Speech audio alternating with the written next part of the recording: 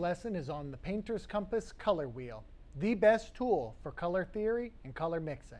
And I'm happy to say, a product of my own creation. I think you're going to enjoy it. This is the Painter's Compass color wheel. It's a graphical way of showing how to mix colors. It's arranged with 12 pie pieces that wrap around the circle, each pie piece representing a hue. A hue can be thought of as a family of color. Red, yellow, blue are primaries, orange, green, and purple are secondaries, and then all of our tertiaries in between. They have two letters that describe them. Red and orange create red-orange in between. Each pie piece is divided into 4 different sections. Outer and inner band. This is measuring saturation. That's how intense or subdued a color is.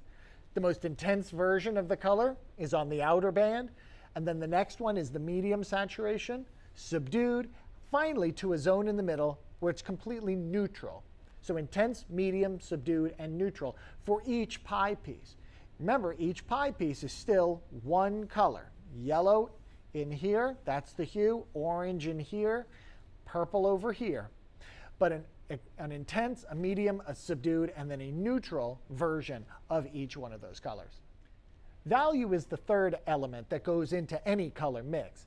We don't express this on the color wheel. To do that, we would need to stack multiple color wheels, each one with hue and saturation, but each one in a different value, light to dark.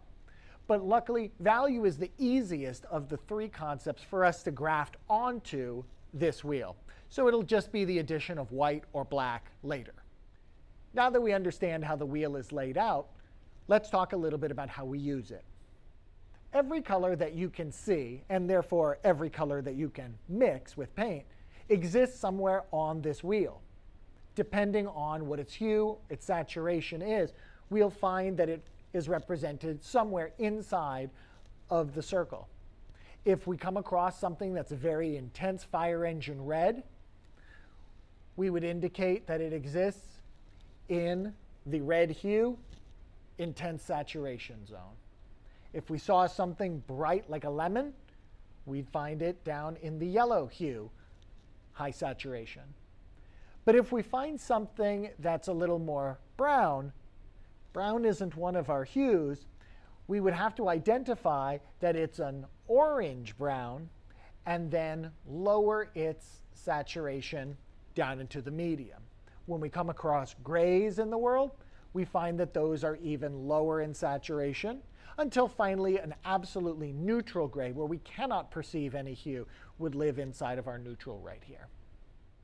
It bears discussion that even though we've divided the Painter's Compass color wheel into 36 plus 1, 37 different zones, that's done for ease of understanding.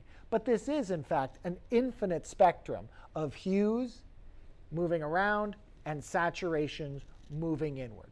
That'll be important in our next step. Our next step is to add on a palette of colors to our color wheel. If you're working at home, you've got the Painter's Compass color wheel in this smaller form, this bag. What you'll want to do is take it out of the bag, and we'll be drawing on the laminated color wheel. I'll do it on the larger sheet so you can see. We want to select a palette that has a nice wide range of options.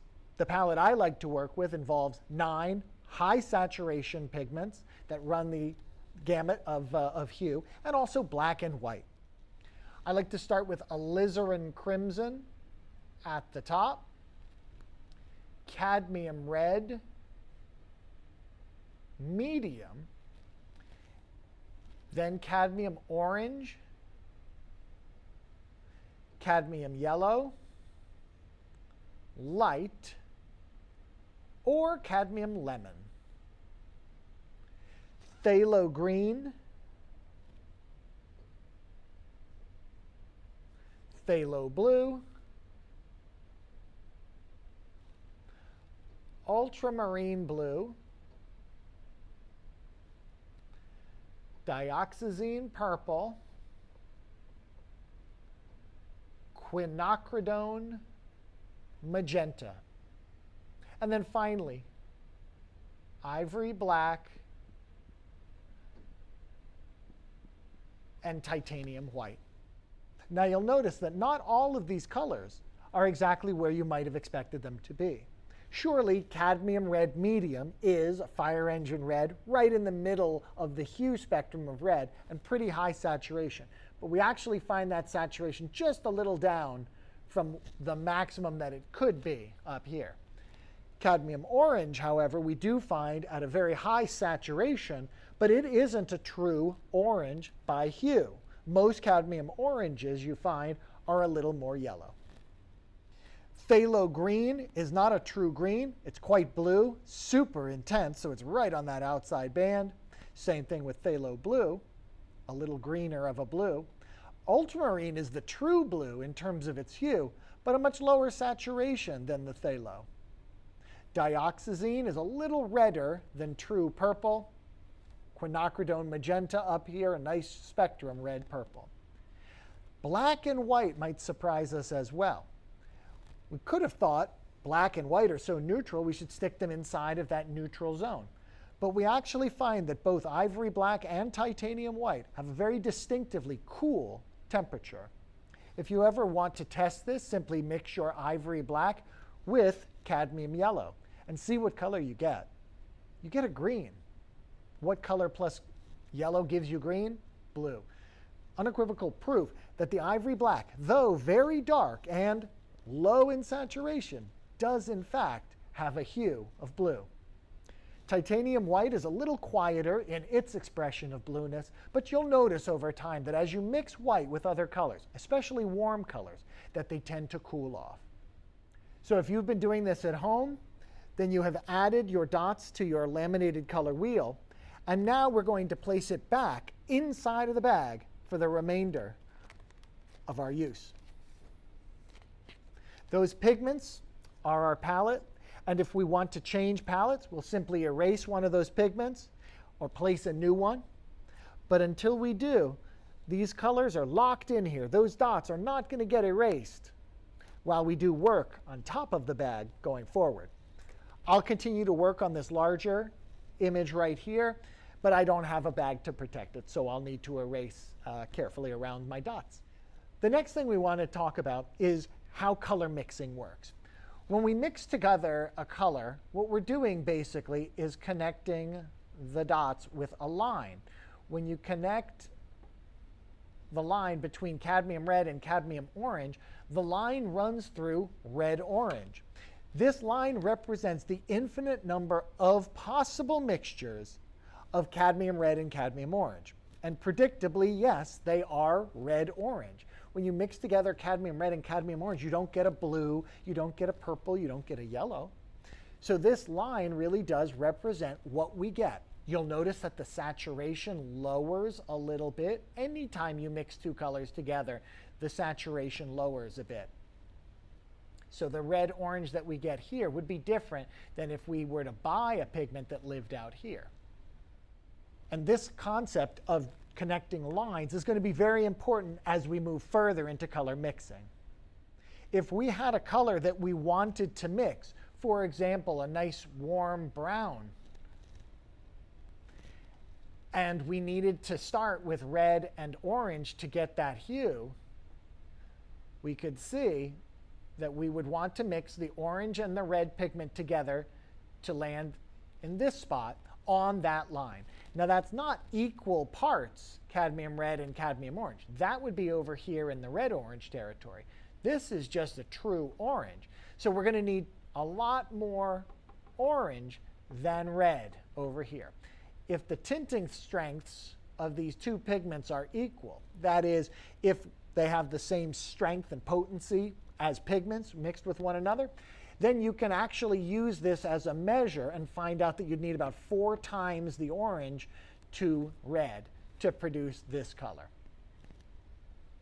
Once we have our true orange mixed up from cadmium red medium and cadmium orange, we're still not at that color. We have a high saturation orange, not a medium saturation orange. To move through the wheel in this direction, we need a pigment on the other side of the wheel. We're going to bypass black and white for the moment. If we start adding black and white into that color, we might get it to go a little brown, but it'll be a very dead brown. We want to instead use high saturation pigments to lower the saturation. And there we go. There's one exactly where we need it to be. Ultramarine blue is a perfect complement to our orange mixture that we made from the red and the orange. A little bit of that added into here will do it. Now, we don't need equal parts. Equal parts would probably end up at neutral, right in the middle there. So it's just a little bit of the blue that we'll be adding to that orange to lower its saturation until it becomes a brown. You'll see this happening on the palette. It's really quite magical. Now, if the color that we're trying to mix to is lighter than what our red, orange, and blue pigment is creating, then we'll need to add white. If the color we're mixing to is darker, then we'll have to add a little bit of black. We don't want to add any other colors, purple or green or red. Those will all pull this color in different directions.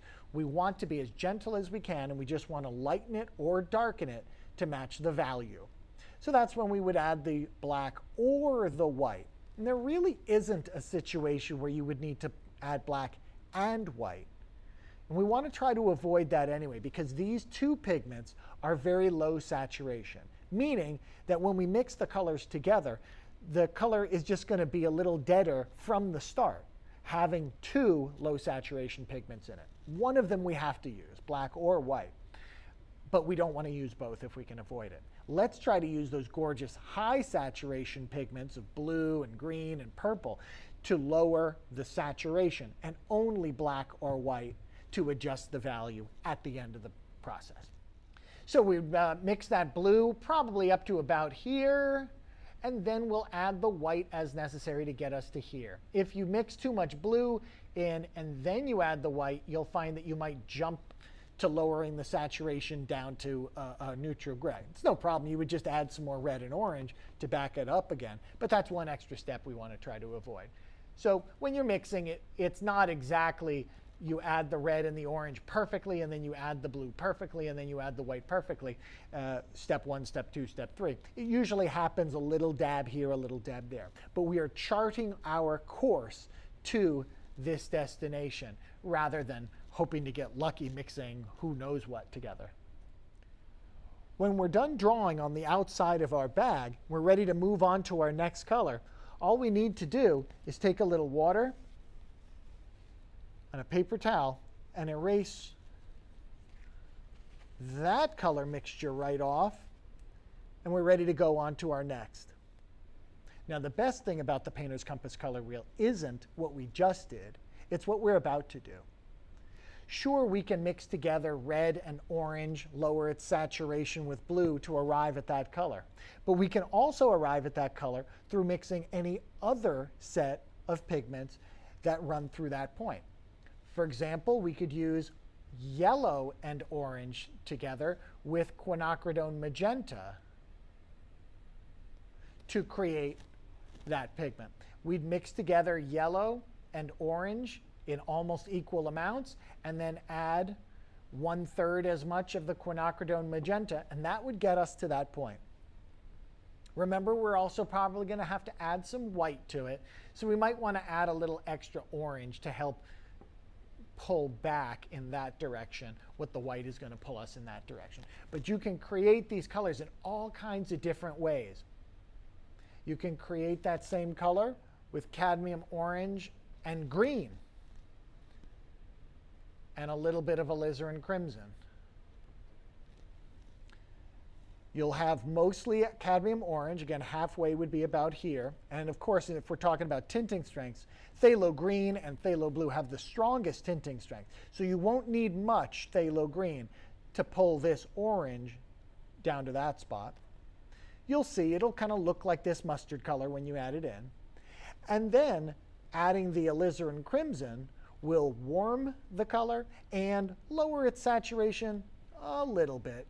We're getting from this band down to this band in terms of saturation. But we are shifting it from this hue over to this hue by adding the alizarin crimson.